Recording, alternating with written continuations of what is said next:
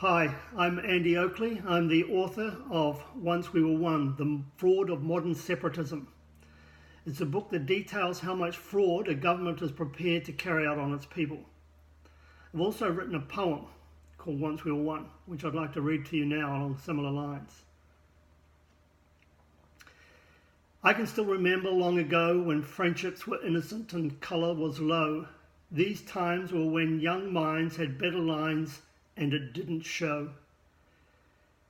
It was spring and thoughts were new, uncluttered, bread was buttered, no one uttered the words that bound our thoughts to the ground. As summer arrives, colour is alive. We celebrate our futures, not yet struck by the misunderstood tutors, for they were unaware of the dangers there that lurked just beneath the surface. For decades summer went on, futures on hold. As politics unfolds, we won't celebrate the days of old, because the history has been told and told to those who are bold. But boldness is not oldness, and boldness is not truth. If it is not truth and the children are told, then the world will not learn and bodies will burn, and the ones that did it are the ignorant youth. History will show that those with the knowledge were shunned from the news and banned from the colleges. When did old white men become the target? By the young, the feminists, the fascists, and those who sought solace and sought to abolish everything we knew about a free market. Nothing is what it was. New language is required.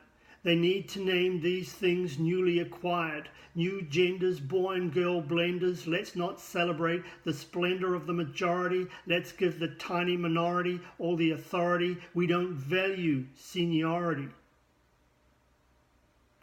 Truth is not what it was.